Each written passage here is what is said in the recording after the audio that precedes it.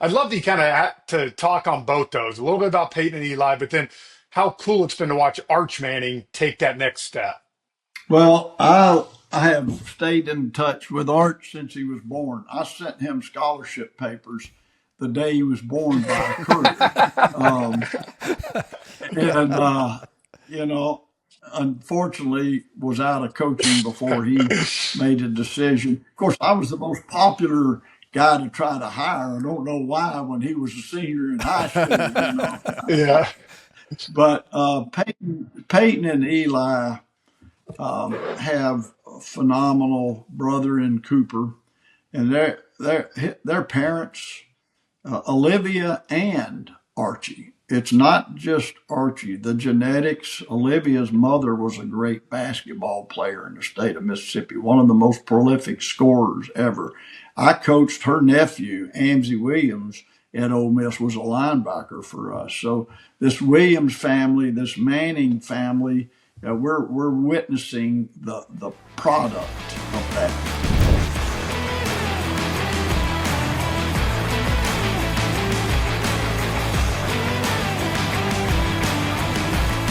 It's Kirk Herbstreit. Oh, Sean McVay. Kerry Walsh Jennings. Joey Logano. Ragazan. John Isner. Ryan Howard. Greg McElroy. Got Drew. Chris Hill. Mark DeRosa. Cade Klubnik. Derek White. Reese Davis. Marty Smith. Before we jump into today's episode, I want to tell you about Booster. If you got kids playing sports in middle school or high school, Booster is the easiest way to raise money for their team. From uniforms and equipment to travel expenses, Booster makes fundraising simple and fun for schools and sports programs. Check them out at choosebooster.com. That's choosebooster.com, or just click the link in our description to see how your team can boost their fundraising this season. Welcome to Pure Athlete. I am Jeff at home, still recovering from hip surgery with Brad and Britt in studio. Hey guys, how we doing? We're doing great, man. We got a great guest today. I think we ought to just jump right in. Yeah, I'm so excited. A guy that recruited me in high school.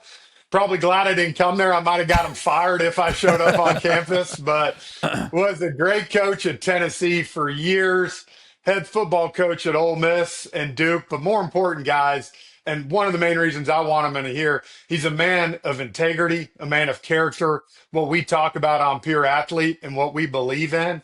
So without further ado, man, Coach David Cutcliffe, thank you for joining us, my friend. Jeff, I'm excited about your all's mission. I think this is so important.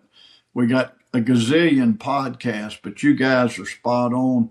How big are sports in this country? Huge.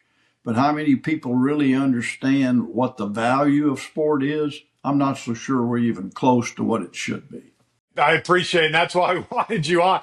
Before we kind of dig in, we want you to kind of tell, I know all the years of coaching, but what are you up to these days?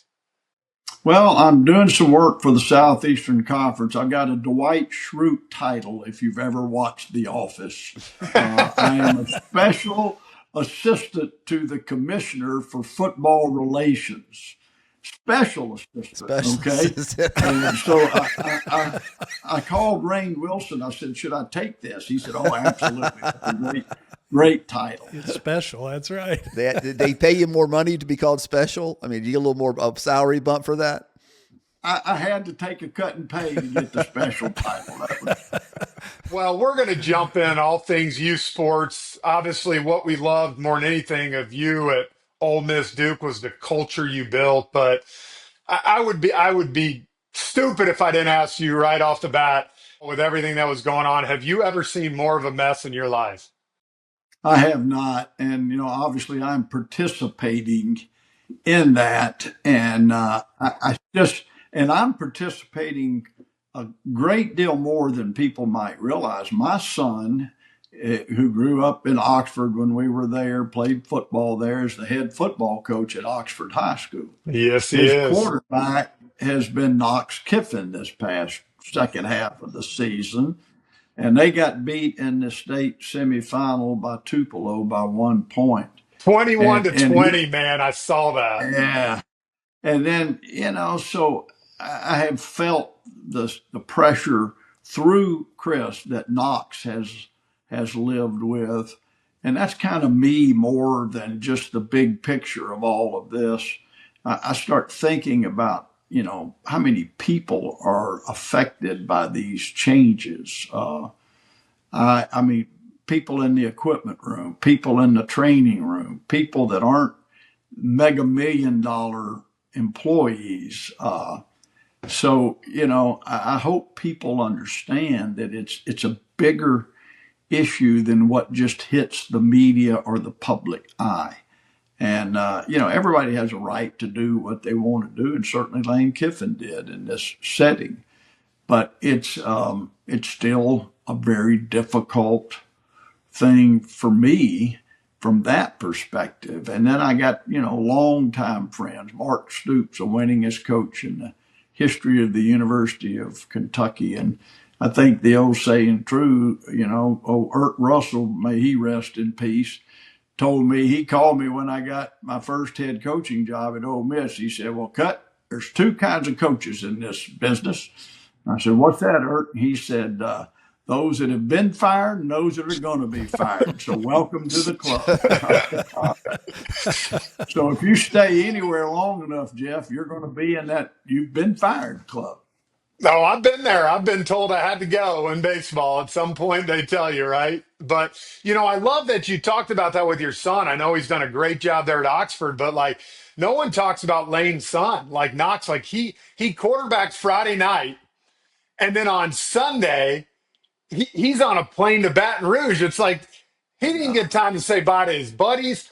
Heck, all his textbooks are probably still in his locker at Oxford High, right? Like he didn't even get to do anything. That's what we talked last night about that very thing.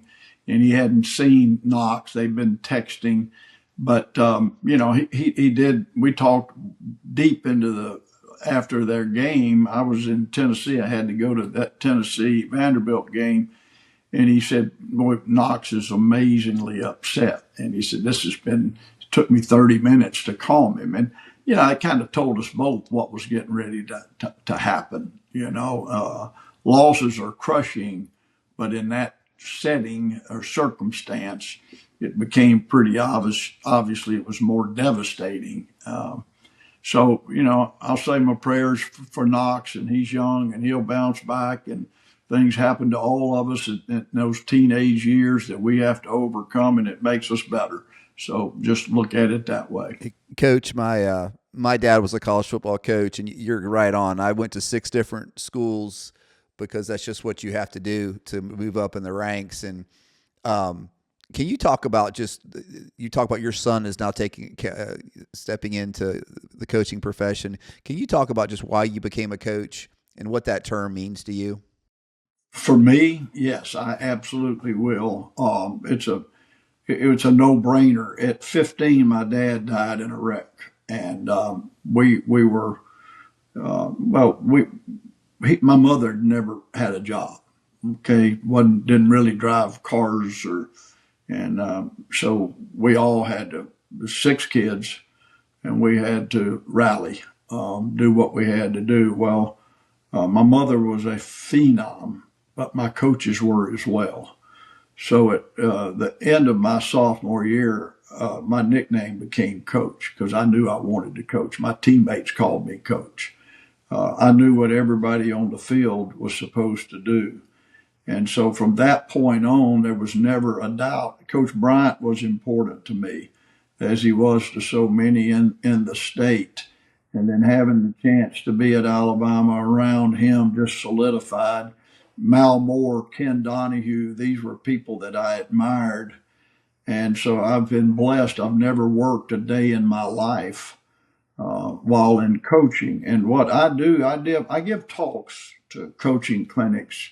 I love young coaching crowds. And a lot of people have no idea where that name originated and how it was first used to describe a person. There was and not to bore you all, I don't want to be like Cliff and Cheers and bore everybody. But, there was a little town called Koski in Hungary where they started building wagons with wheels. And as the word translated into the English language and the use of it became a coach, something people got in. And what it meant, you were where you were, and this coach could take you to a desired destination. And then students at Oxford University in England, and I've read all about this because I like words, I like to research words. They decided their mentors were so awesome that they would call them coach because they knew they were getting them to a desired destination. That's the goal. You take young people and you coach them, and I don't care what level you're coaching. I don't care if it's, fifth grade.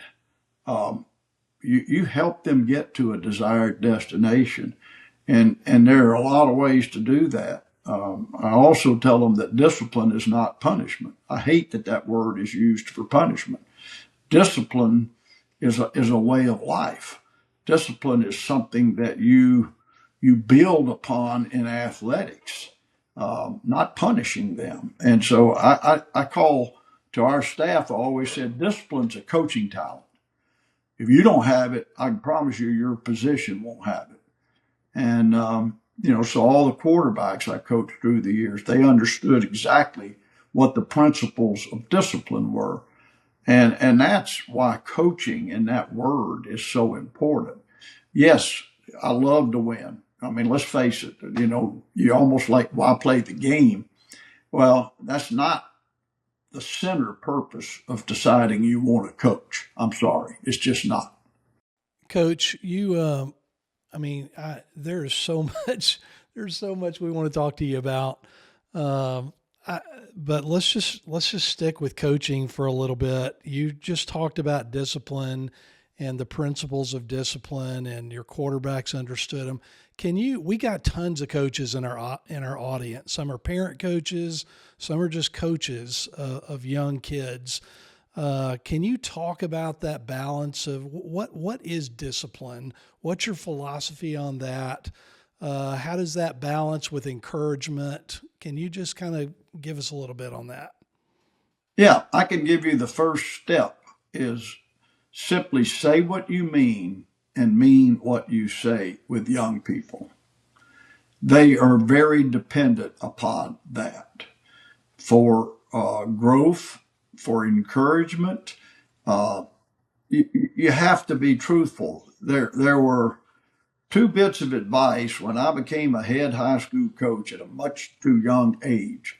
I got a call from a crusty old 48-year veteran high school coach in the state of Alabama. And I didn't even know he knew who I was. I answered the phone. Of course, there was no caller. Hello? It used to be a question, right? Hello?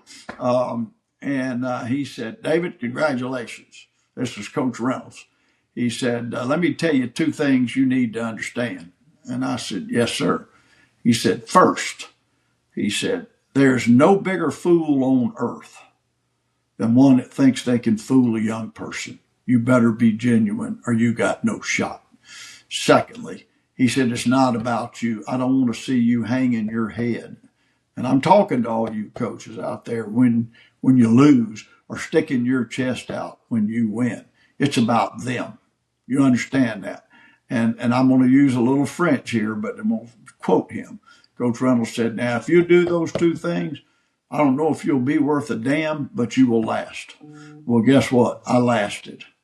That's the best way to start for me is say what you mean and mean what you say. And then I'll tell the next thing in coaching and how you develop discipline. It's the two words that go so closely together to me in my lifetime are trust and love. I don't know that you can have one without the other. And again, let's go back to being genuine. But if you don't say what you mean and mean it, how do they ever trust you? I used to get irritated with coaches and say, well, I'm going to play him in the third series. Well, you better. Or I'm the one I hated the most. I'm going to play you more this week. Well, what does that mean? You can't back that up. So you have to be careful with what you say. And then the same thing's true, parents at home. When you say, go clean your room, mean it. Okay? There's no way that it's okay if it's not done. When I had I can't help it. I was at a SEC school 3 years ago, and the head coach said everybody in this little drill start with your hand behind the line, and they weren't doing that. And I told him after practice, I said, "Do you know how bad that is? Do you understand that that can deteriorate your whole program? Say what you mean and mean what you say." And so that's how you do it. You build it in practice. I have a 55 that I live by in football, and I also live by it in life. An average play lasts 5 seconds. That's the second five. And that's going to always be true. If you college football games averaging about 180 plays, you know what that is? 15 minutes of live football. How hard are you willing to play? That's why it's such a demanding sport. But the five to me that are where you build discipline is alignment, assignment. Effort is third only because without alignment and assignment, effort can be chaos. So that's why it's first. And the fourth one is execution. I'm not giving you a philosophical talk here. It has to be executed, and there are all different forms of execution. Poor, average, okay, pretty good. This is my least favorite statement. You know what pretty good is? It's the best of the worst or the worst of the best. I don't want to be either one of those, right? So execution, and then the last one is finish. And when you teach finish in every drill or every sport, in every sprint or every anything that you do, our strength coaches, we always had a designed finish. We had those 5 things in every drill they did in the weight room, every drill a coach did on the field. It's not by chance that you do these things. And I learned all these things listening to my high school coaches, listening to people I worked with, certainly listened to Coach Bryant and his staff. Johnny Majors was great at that. He had a unique delivery at times, but it's just a thing of beauty to see young people grow. And I was just at that Tennessee game, and you want to talk about the love this many years later. Big bunch of offensive linemen have a big tailgate together up there, and I just happened to cross it. And it was just love again at first sight. And these guys are in their 60s, okay? And we're hugging and loving, and, isn't that sport? Isn't that what it's supposed to be? So God bless you all again for doing this. Brad, where'd your dad coach, if you don't mind me asking? He coached at Georgia Tech, and he coached at University of Richmond, and he coached at the University of Virginia. Wow. Yeah. Who were the head coaches at Georgia Tech and Virginia at that time? He got recruited by Bobby Dodd, but he played for Bud Carson, and then he coached under Carson and Fulcher, and then Jim Tate at Richmond, and then Dick Bestwick at Virginia. Oh, wow. Yeah. He's around good people. Yeah. Unfortunately, David, it never passed down to Brad, so it kind of just cut off right there. That's a good point. It was a lot of character building. Some of those teams were got to see a lot of good ACC basketball. I can tell you that much during those years. Absolutely. Yeah, you did. Hey, this is Bobby Wade Jr. with the Kansas City Royals. Okay, I'm Tim Corbin. This is Ryan Howard. This is Chris Sale with the Atlanta Braves. Mark DeRosa. I am Rob Friedman, better known as Pitching Ninja. This is Jeff Francoeur, and welcome to PA Plus Baseball.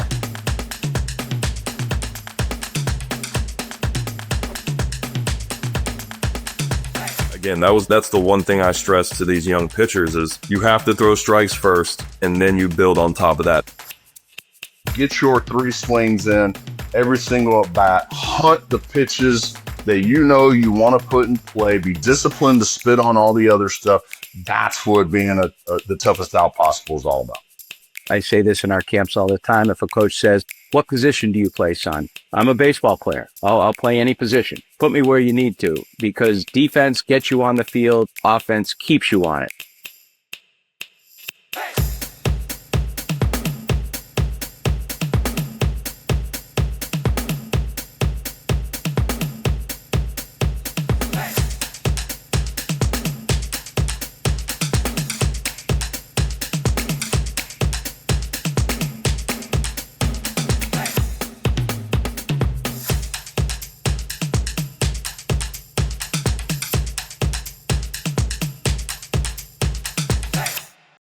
got a question because one thing I know you're known for you recruited me when you were at Ole Miss.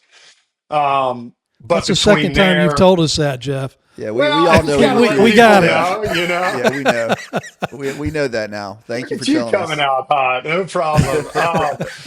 We fight against this on here, right? Like I have four kids. Brad and Britt have coached theirs for years.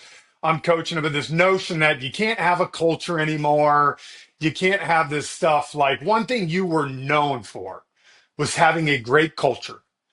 And what do you say to those people today that hey, you can't build a culture anymore? Maybe in college athletics because of the NIL, the transfer portal, and all that stuff. Like, what's your argument to that?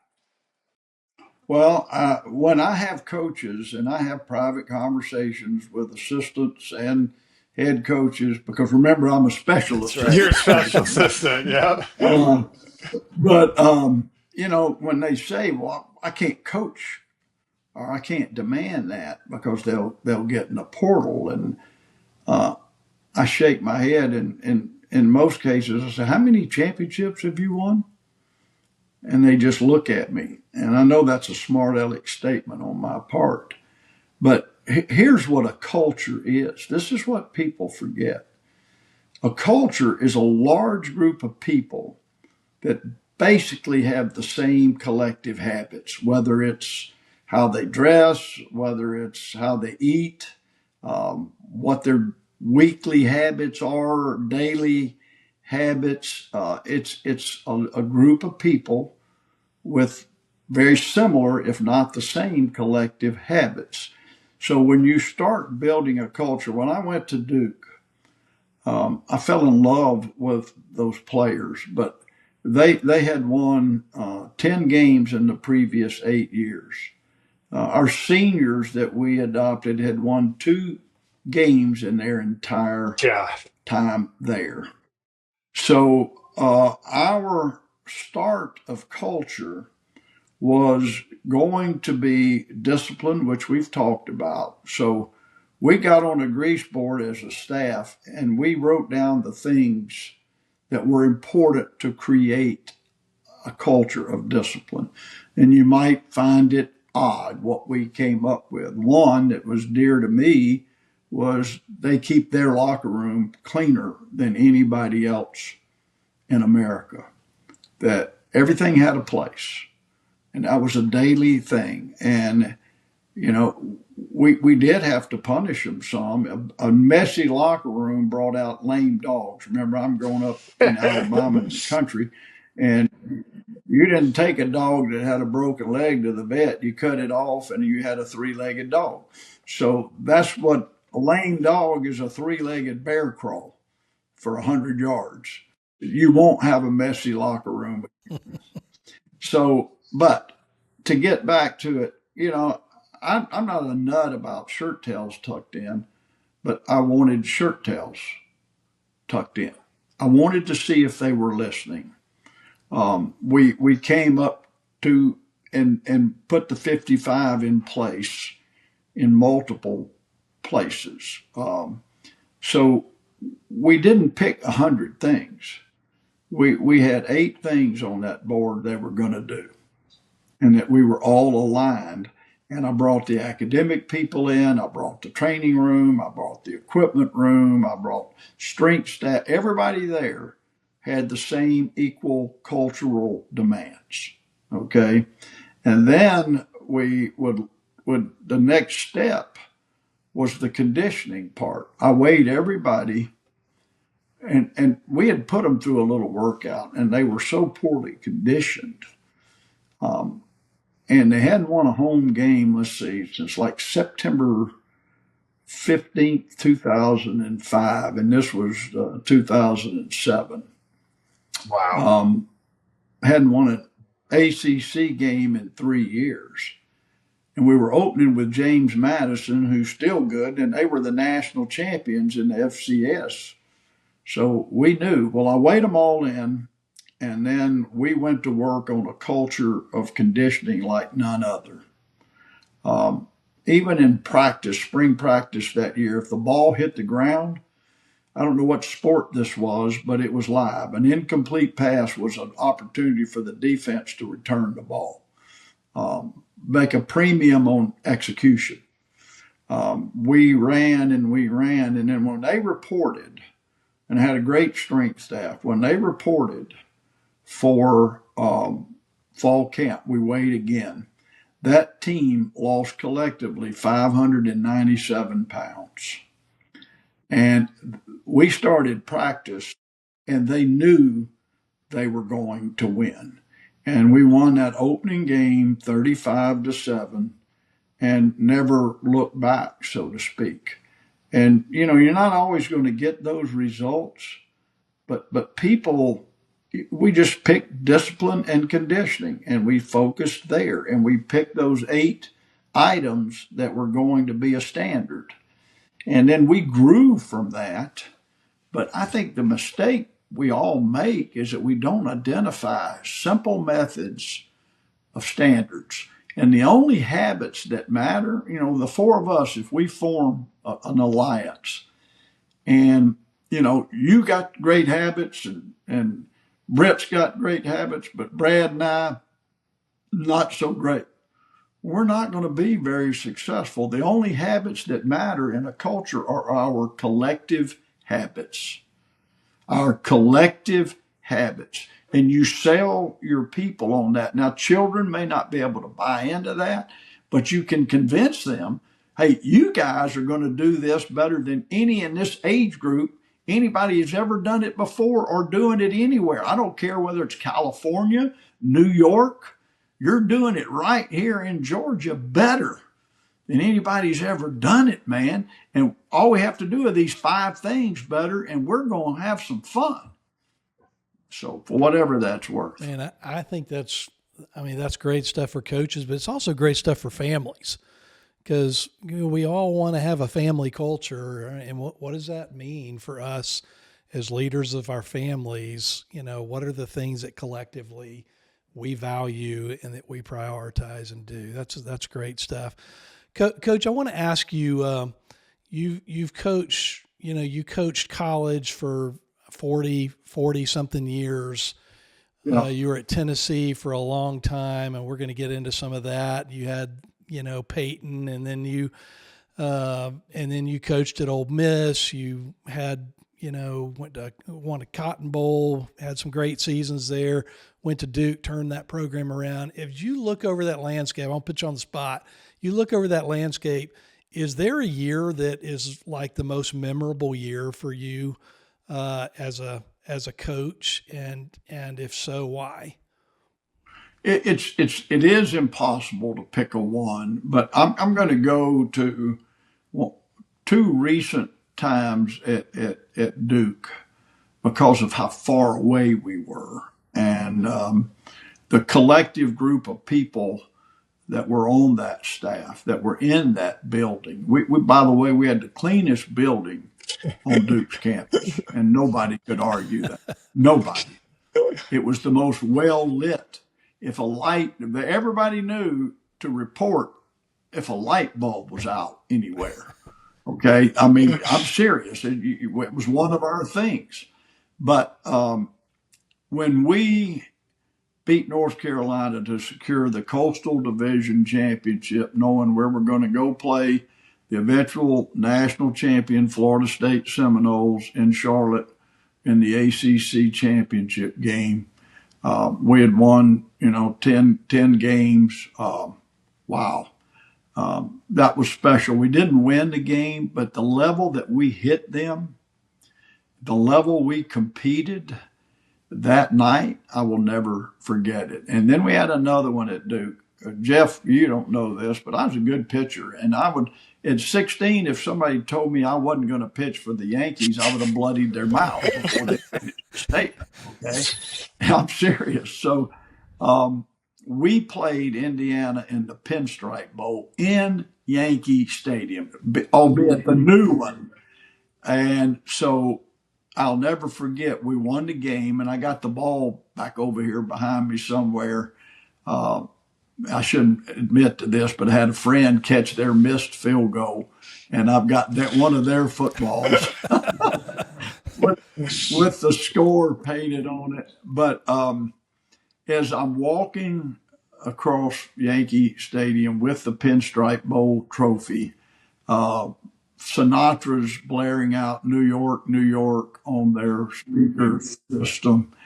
And I'm like, okay, I'm just now walking in heaven. You know, this is it. Cut. This is really it. And it was cold. It was New York, crystal clear, cold, and I will never forget that moment. And I'm so appreciative of those players that helped that dream come true. And I did get to throw in the first pitch. That's nice. In Yankee Stadium, and they insulted me. I'm, in my 60s, and they say, "Do you want to throw from down here in front of the mound?" I said, "Get away from me." Yeah. I put my foot on the rubber and I painted the black. I hit the mitt, and I got that ball. And nobody will ever take that ball. That ball's leaving Earth with me. Okay. So, but I did get to and had my old high school glove. Now that's cool. That is cool. That's cool. That is a cool time. So yeah, that's great memories for me. Coach, we just did an episode where we focused on one of our pillars, which is character. Can you let us kind of behind the scenes when you were recruiting a kid? What were some of the things you did to kind of investigate, I guess the word would be, his character, and if he was a fit for the program you were leading? That's a great question, and I can tell you this. First thing I had our coaches do, or even I would do, is we'd find housekeeping in the school and ask if they know the kid. Ask the ladies in the office if they know the kid or what their comments are about them. How you treat those people tells you a lot about a person's character. If we could find the housekeeping at the gym or the football facility, we were certainly going to have a question there. And so that's just the beginning. And the other thing, I loved home visits for this reason. And recruiting's gotten so fast, everybody makes their decision up now before they know the character, But you still had head coach visits before you actually were going to sign somebody in February. And in a home, if there's a problem with this youngster being disrespectful to a parent or a grandparent or anyone, I would drop them. I mean, I couldn't take that. And then the other thing I did was those of you that have children playing high school sports, all of our coaches, we attended games before we offered, whether it was junior year or even sometimes senior year. They had to do a report of their behavior on the sideline. You don't just watch what they do on the game. If they're firing helmets and, getting in shoving matches with teammates or blaming somebody else, or I wanted to see that report. So that's not foolproof. The ladies in the lunchroom know if a youngster is a good kid. So you do the best you can, and it is really important. And I'll tell you, that's another one of my favorite words is character. And that's a Greek word, and it comes from a permanent engraving tool. So it's permanent. Either you have it or you don't. You don't use it when you want to use it. It's permanent. And a character, or however they said it in Greek, was a permanent engraving tool. How cool is that? That's really cool. That's really good. We were talking in our episode about character and kind of challenging parents with, we as parents are the primary teachers of character for our kids, but coaches have a huge opportunity to teach character as well. Can you kind of speak to that? Absolutely, and required to do it. I often tell coaches, and I've been blessed with championship rings. Jeff, you know that feeling. It's awesome. But when we're on our deathbed, we're not going to be saying, "Lord, look at these rings. Let me in." We're going to be held accountable for what we did with young people.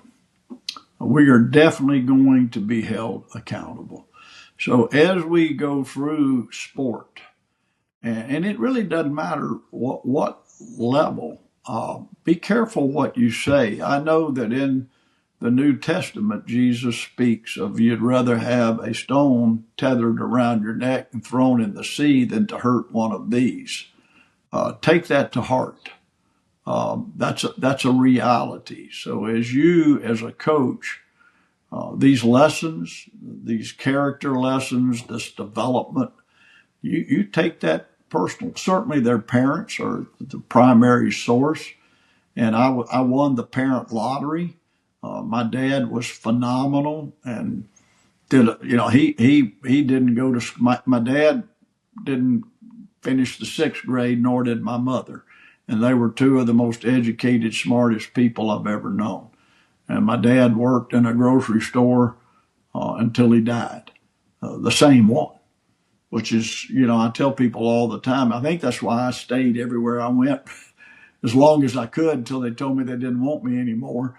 But, that happens. Like Jeff said, there's that conversation that occurs. But at this point, I think that, I hope that we rally. And you mentioned family. That's a community that I started teaching our players. The process is community by community. We maybe can't fix this country. I know everybody says they can, but I don't know that we can. But what we can do is take the communities we're a part of, our family, our churches, our schools, our neighborhoods, all of those are just communities. And so when you become a part of a community as a coach, if you're working at the University of Tennessee, that's a community. Make a difference. And it's just one person at a time, one community at a time. And I think we can do that in athletics. Yeah, that's I love it. Love speaking the gospel. That's always great too on here. We're three believers here too, so we appreciate that. I got to ask you because I know you have a special relationship with maybe one of the greatest football families of all time with the Mannings, and this is kind of a two-part for me. I know you had a chance to coach both Peyton and Eli, pick their brains, teach them things for years. So I'd love to hear a little bit about those two. And then the second part for me, it's been cool to watch this year. We live in a world of instant gratification. We always talk about it, right? And everybody thought Arch Manning was going to come out versus Ohio State first game and just light the world on fire. 350 yards, four TDs, but it's been so fun to watch him now last week versus Texas A&M all of a sudden take this step from who he was. And we get so caught up that even a guy like him with the brothers or the uncles that he has, the dad, the grandfather, it's still about development, right? Like he still had to go through a process to get where he is. So I'd love to kind of to talk on both those, a little bit about Peyton and Eli, but then how cool it's been to watch Arch Manning take that next step. Well, I have stayed in touch with Arch since he was born. I sent him scholarship papers the day he was born by a courier.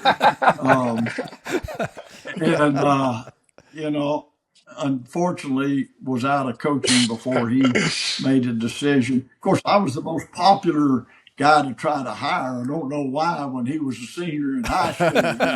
Yeah.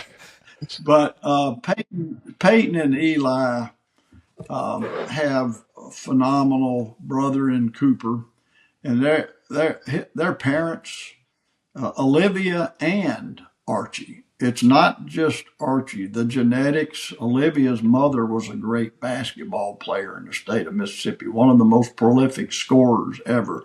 I coached her nephew, Amzie Williams, at Ole Miss, was a linebacker for us. So this Williams family, this Manning family, we're witnessing the product of that. And what people always ask me, what's different, what's similar? Well, let's just talk about one similar thing. In their ability to focus on whatever they were doing that moment, be where your feet were. So if it was practice, all in, never distracted, all in. It affected the people around them. Total focus on the task at hand. Peyton, in particular, he had this one tutor, and Peyton was in the College of Communications, and I'd be in the building walking somewhere at night, and Peyton's over there sitting with Ron, his tutor, and I learned quickly, don't interrupt him. He didn't want to hear from me right there. He was totally focused on the task at hand, which was the College of Communications, which was so important to him. Eli was the same way. Great students. They both finished their academic careers, not just played football their entire eligibility in college. And that is a magic for young. And I've shared that with many, many, many other young people at any position. Be where your feet are. If you're talking to somebody, talk to them. In an era of we're the most distracted society in the world, and maybe any country, but I live in this one with cell phones and technology, and I've already had to apologize, mine blowing up, and it's been blowing up because of what y'all talked about coaches. But those two are a product of.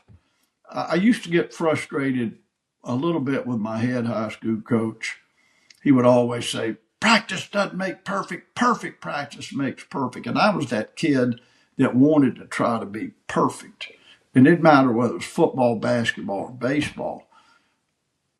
And I was frustrated I couldn't get there.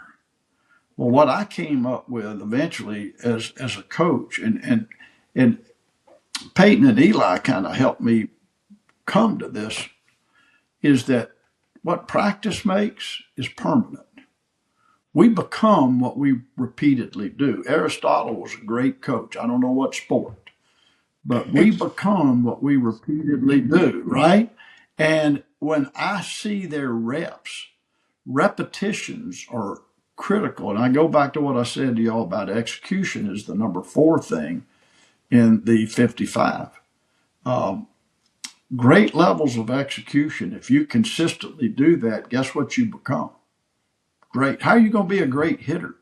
When you're in batting practice, you better be consistent in everything you're practicing. Todd Helton was one of mine at Tennessee too.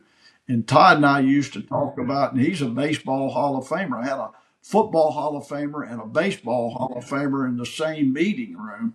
But it is repeatedly doing all of the right things. And that is a Manning trait. And I've learned that Archie is certainly, that way. And I've worked with Arch and his brother Hyde. Hyde's a student at Texas now, not playing any sports, but getting to Arch. I always teach the big 2 to quarterbacks. And when I saw him at picture day, and I knew it was going to be a circus, I saw him at a distance, and I did number 2. He said, I know. And so we got together a little bit later, and he said, I know the big 2. And I said, tell me, I just want to hear you say it. He said, be the very best teammate on the team. When it's all said and done, the best thing ever going to be said to any athlete is that, man, you were the best teammate I ever had. Be that. Number 2, Arch. And this is where he got lost more this year because of all of the craziness surrounding it. When we're little, we don't say, hey, let's go outside and work some football. What do we say? He said, we go outside and play football. You got to keep playing football. You don't have any stamp on you that you have to do it. You're playing football. Don't forget that. And so I talk to him time to time and remind him of the big 2. And, we all need repetition. That's how he had played enough. And, his granddad was concerned. He and I talk a lot, concerned about all of that. And Saturday, what were they? They played Friday, didn't they? Yeah, Friday night, he was so happy. We were texting back and forth. And, you could tell his heart was full of joy for his grandson. And then we talked Saturday, and I was so happy for him. He's feeling that pressure for Arch. And then they kept showing Coop on TV, and I almost called him and said, Coop, Put your happy face on, bro. Come on, man. Did y'all see that? Oh Yeah. How yeah, stressed yeah. he was? Oh yeah. I mean, I'm that way with my son's game. My wife wants to get away from me if I'm having to watch my son's high school games on streaming. So I felt for him. But we don't work sports. We play sports. Parents, get off their back. Travel team coaches, get off their backs. Let them play ball, man. Yogi Berra, I heard him speak one time, and I love this. He said, all this little league stuff and all this stuff. He said, man, we used to go to the park and play, and I'd get 200 at-bats a day. And you got kids getting maybe 8 at-bats in a day, and you think they're going to get better? No way. Let them go play ball in the park. There's something to that. I'm not saying that's the only way, but let's keep playing ball, okay? Don't make it work. Coach, this has been amazing. I've just got one. I know these guys have other questions. I just have one last question. I consider you an outlier, Coach, because I just think you were different than your typical from your past and just how you carried yourself and what was important. I think you were just different than most head college football coaches. Who out there today do you look at? I'm not going to ask you to put you on a spot to ask you to name your favorites, but who out there do you say that person is an outlier or that person is doing it differently than everybody else is doing it in the right way? Yeah, it's a difficult thing. I can tell you that Sam Pittman, who's no longer in coaching, was doing everything the right way. I sat in meetings with Sam and his entire operation. He cared for his people. He cared for those young people. I think the reason it probably went a little south for Sam is that he could not quite participate in the modern age. Us outliers may not be built for some of this, you know. I'll say this, and this is not a reflection on anyone else, but the two guys coaching in the SEC championship game are different. Kalen DeBoer is an outlier. He is. Kirby is as well. Kirby just is Kirby.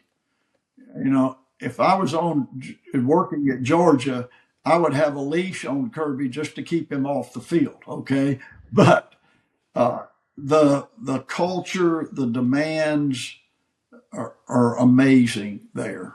Their execution of practice.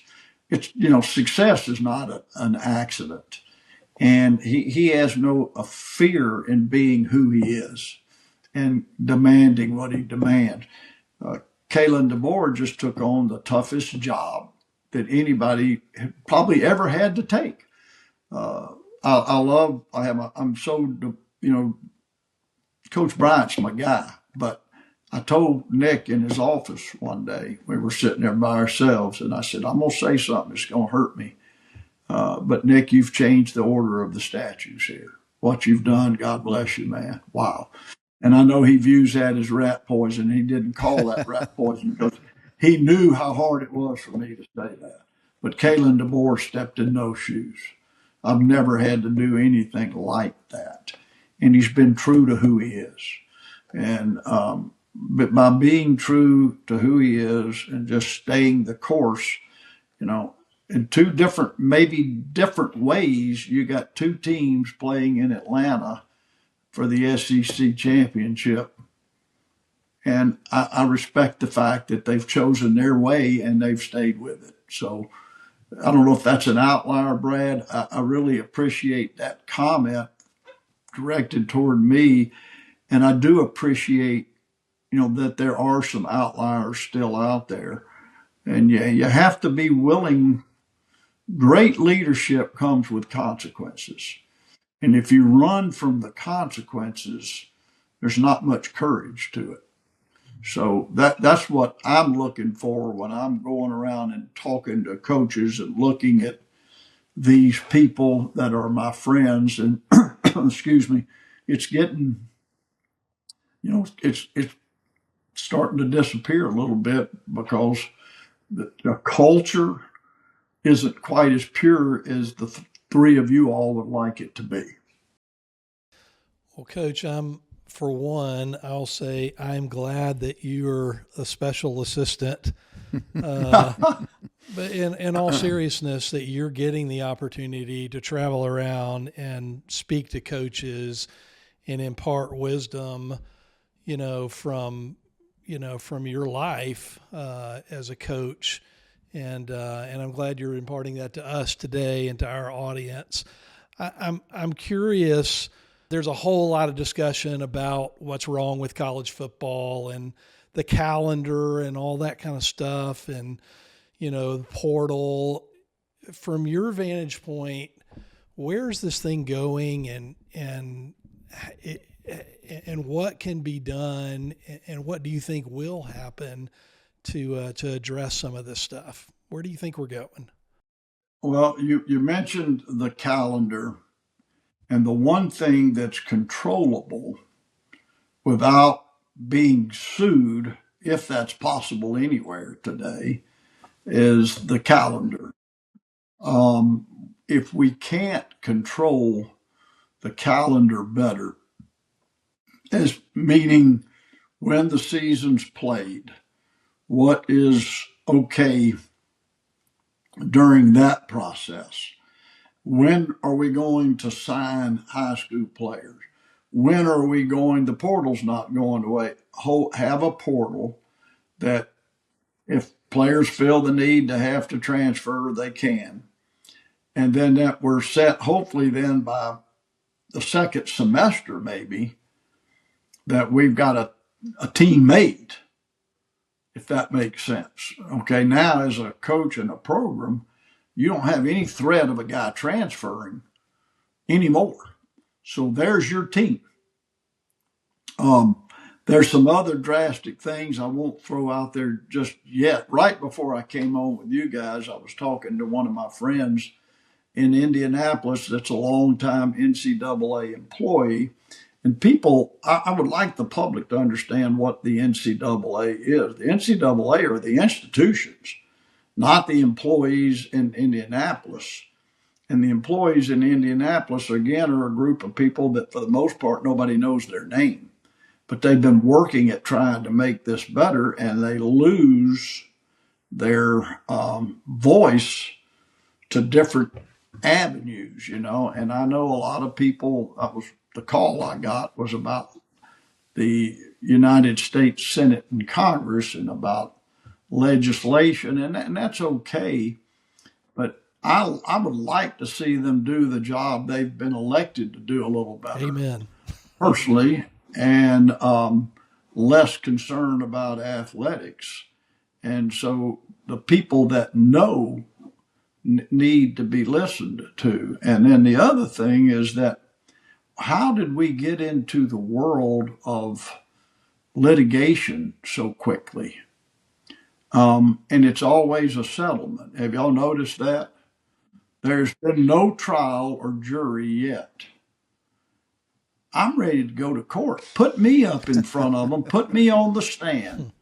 And I'll tell them more than what they want of the truth, the whole truth, and nothing but the truth. Okay? So I think we have to fight some things. We've used a 24-letter alphabet for quite some time now. People look at me crazy when I say that. Like, y'all dropped the N and the O. You got to say no. We're not doing that. No. You got to tell young people, no.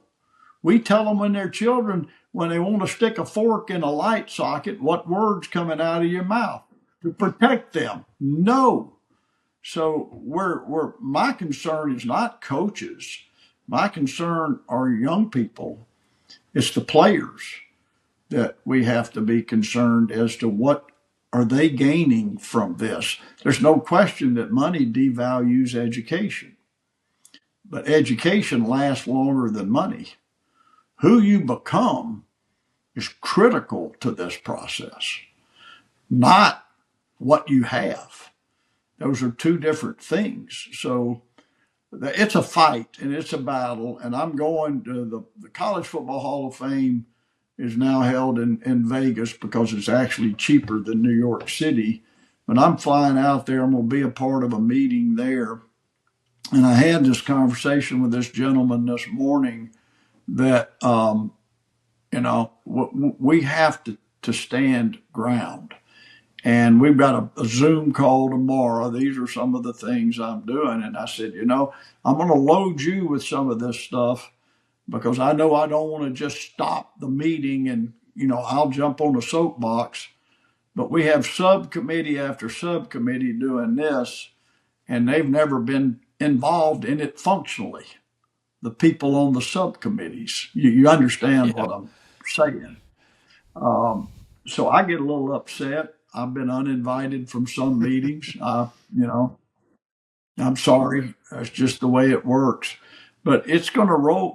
We got to roll our sleeves up, but we got to have the 26 letter alphabet. When somebody said, well, y'all going to have to do this. No, we're not going to do this. No, you have to use that word early on in anyone's life, and it doesn't change. And don't tell me that this hadn't totally become about money. At 15, when my dad died in a wreck, my mother, told me a few things, and she was spot on. She was a well-read lady. She said, David, I'm going to have to get a job, and I'm not going to have much time for you. So I want you to listen to this. She said, number one, choose very carefully who you associate with. That will often dictate your outcome. I said, yes, ma'am. She said, number two, choose very carefully what you read. And there were no computers, of course. What you read, because what you fill your mind with, you will become that as well. And I said, yes, ma'am. She said, third thing, you better never, ever forget that money is the root of all evils. And my smart aleck 15-year-old self said, yeah, because we ain't got any. And she grabbed my shirt and she said, boy, don't you ever say anything like that again. I said, yes, ma'am. And I haven't. So I have shared those three things with young people through now 50 some odd years of being involved in coaching and special assisting. And I'm not going to stop that message because it's true. And well, Coach, I'm still going to call you Coach, even though you're a special assistant and a It's great always a one. coach. I'm Always a going to call coach. you Coach. And before I'm a yeah, coach. I'm still trying to help people arrive to where they want to be. yeah. Well, before I let you call Greg Sankey back and sort out this whole mess that's going on, I want to ask you one more question. Just you've talked a lot with coaches, with kids, everything. I want you to give one last message to parents. And you just talked about your mom and how instrumental she was when your dad died. The parents out there that are raising these kids, just to give them a little advice as they're going through life and their kids are growing up. Well, trust has to come before love. We have to build trust, even within our own children. They have to trust you and believe you. And then love grows with trust. There's no question about it.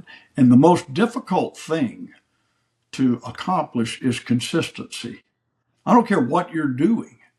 Those three words are to me the staples of being a parent. It is trust, love, and consistency. Inconsistencies create issues. And, that's why you have to be careful what you say. And the message has to be clear, concise, and consistent. But it's got to be delivered from trust and love. We got to trust our children too. And, my mother, she did trust me and my siblings. And, we were the first ones to ever go to college and do those things. And we had other tragedies that we dealt with. But I trusted my mother that she was telling me the truth. And that's to me the source of parenting, and it never changed. Thank goodness we had her till she was 91, and the message never. She was the most consistent person that I have ever known. And I am very appreciative of winning the parent lottery. I don't buy lottery tickets. Hey, I won the parent lottery. I coach both Peyton and Eli. Why would I buy a lottery ticket? No doubt. I'll tell you what, man. I love that trust, love, and consistency, man. What a three words to live by there, man. I like to partner words just I like to write, and I do write. I do these little things called field goals that are 3 points. And the reason I don't do touchdowns is people won't pay attention for six things. So field goals, and as I get older, it may have to go to extra points. But the other thing is sit down sometime and think about words that are important to you as a parent and partner them. 2, maybe 3. And you learn a little bit about who you might have to be. I actually, after my workout this morning, I did a series of those, and it just creates thought, and it helps me be a better person for the day. Well, this is great, Coach. Thank you so much Yeah. for being. This has just been such great wisdom for our audience. We really appreciate it. Well, I appreciate what you all do. Thank you, all three. And I can't tell you how often, Jeff. I'm a Braves fan. Oh, I grew I up know. a Yankees fan. I know. There were no Atlanta Braves, but me and George Plaster are Braves fans. Yes, you are. We got to get back in the fast lane, bro. Let's go. Well, I hear okay? you, man. I agree with you on that. That's a whole nother rabbit hole we can go down, but I agree with you Yeah, there. I'm not going to criticize anybody. I know this. I could not even catch a major league fastball, let alone hit one. So I'm not critical of anybody. Well, I'll tell you what, a heck of a coach. We thank you for joining us, and now even a better special assistant That's to right. what you're doing. So Appreciate you guys. Thank you. Hey guys, if you enjoyed this episode, be sure to check out more videos from us right here. Don't forget to like, subscribe, and hit that notification bell so you never miss a thing. Follow us on social media at Pure Athlete Inc. for even more content. Thanks for watching, and we'll see you in the next one.